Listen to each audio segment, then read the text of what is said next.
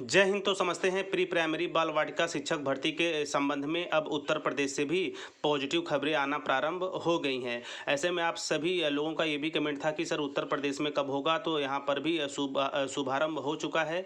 ऐसे में नवीनतम जो जानकारियाँ निकल के आ रही हैं उसके बेस पर आगे की सभी महत्वपूर्ण चीज़ें मैं आप लोगों के साथ इस छोटी सी वीडियो के माध्यम से साझा करने वाला हूँ। ऐसे में अब नई राष्ट्रीय शिक्षा नीति के तहत प्राइवेट स्कूलों के तर्ज पे सरकारी विद्यालयों में या आंगनबाड़ी केंद्रों में भी पीजी, एलकेजी, यूकेजी जैसी कक्षाओं का प्रावधान या व्यवस्था किया जाएगा। ऐसे में जितने भी आंगनबाड़ी हैं उन्हें एक स्पेशल ब्रिज कोर्स या ट्रेनिंग कराकर वहाँ पे एक बाल वाटिका या प्री प्राइमरी शिक्षिका के रूप में नियुक्ति प्रदान की जाएगी। इसी के साथ साथ इसी क्रम में सबसे महत्वपूर्ण एनटीटी और आगे चलकर एनआईए से डीएलएड को भी लेने का सर्व शिक्षा अभियान के तहत प्रावधान किया गया है। ऐसे में नई राष्ट्रीय शिक्षा नीति के तहत जितने भी आंगनवाड़ी केंद्र है ऑल ओवर इंडिया में सभी को प्री प्राइमरी में तेजी से कन्वर्ट किया जा रहा है, जिसका प्रयास युद्ध स्तर पर जारी है। तो ऐसे में केवल और केवल उत्तर प्रदेश के परिप्रेक्ष्य में यह खबर आ रही तो उसको समझेंगे। इसके साथ साथ भर्तियों के संबंध में आगे क्या संभावनाएं बन सकती हैं उस पर भी समझेंगे। तो इसके साथ साथ एक और मैं आप लोगों से निवेदन करना चाहूँगा कि यदि आपने अभी तक टीचर प्लानिंग पॉइंट का टेलीग्राम ग्रुप ज्वाइन नहीं किया है तो जाइए, टेलीग्राम ऐप डाउनलोड करिए, उसमें टीचर प्लानिंग पॉइंट सर्च करके आप वहाँ पे जुड़ जाइए।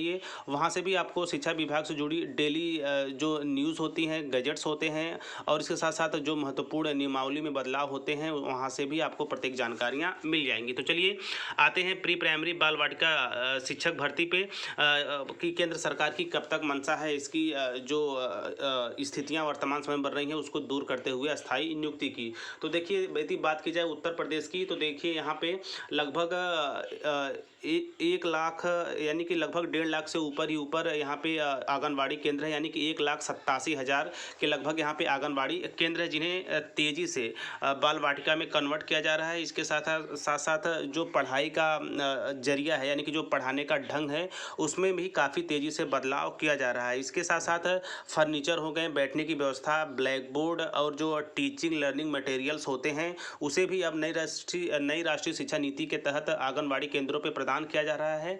यानी कि सब मिलाकर आंगनबाड़ी केंद्र अब केवल पोषण देने की ही नहीं, अब एक शिक्षा देने का भी माध्यम बनेंगी, जिसके लिए केंद्र सरकार बिल्कुल प्रतिबद्ध है सर्व शिक्षा अभियान के तहत। तो चलिए न्यूज़ का विश्लेषण करते हैं, वहाँ से और भी चीज़ें स्पष्ट होकर आने वाली हैं। ऐसे में देखिए प्री प्राइमरी स्कूलों में बाला फीचर से रोचक ढंग से होगी पढ़ाई, यानी कि 449 प्री प्राइमरी स्कूलों में बाला फीचर से रोचक ढंग से होगी पढ़ाई। तो देखिए इस तरह की जो केंद्र सरकार की योजनाएं हैं वह स्पेशली हर आंगनबाड़ी केंद्रों पे लागू की जा रही हैं कि अब किस तरह से जो आंगनबाड़ी हैं वो अपने पठन पाठन की जो प्रक्रिया है वो सुधारें और जो स्पेशली जो नई नई चीज़ें अप्लाई की जा रही हैं आंगनबाड़ी केंद्रों में उसके अनुसार टीचिंग कराएं।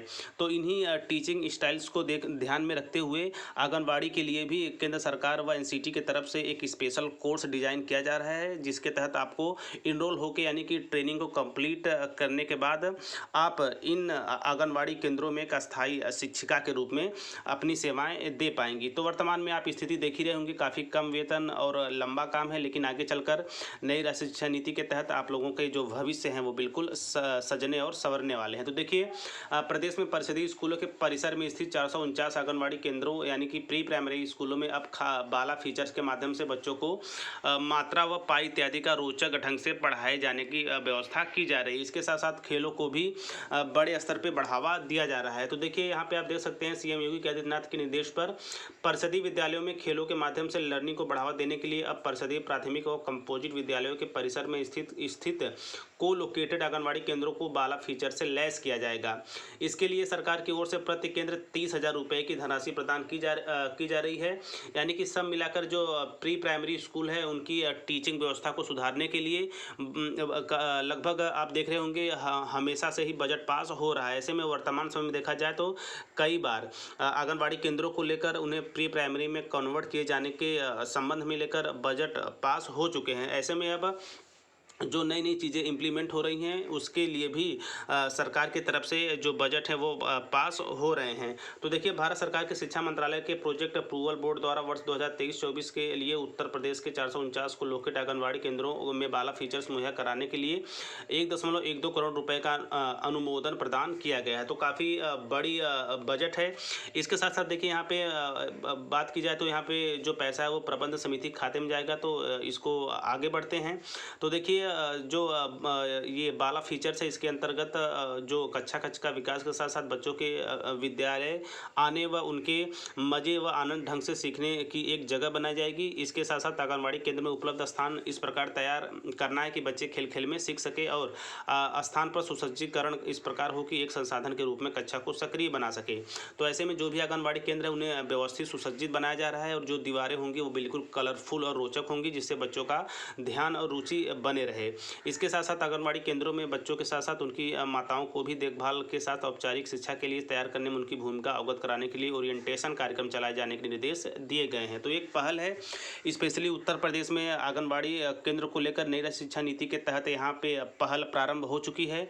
देखिए, जो भी महत्वपूर्ण बदलाव आंगनबाड़ी केंद्रों में प्री प्राइमरी के अंतर्गत हो रहे हैं, इसका संपूर्ण जिम्मेदारी राज्य व केंद्र सरकार की है। तो इसी क्रम में इसी के तहत जल्द ही जो है ब्रिज कोर्स या यूँ कहा जाए एक ट्रेनिंग की व्यवस्था की जाएगी, जिसकी डिज़ाइन तैयार हो रही है, पाठ्यक्रम तैयार हो रहा है। इसके तहत जितने भी आंगनबाड़ी हैं उन्हें शिक्षित किया जाएगा।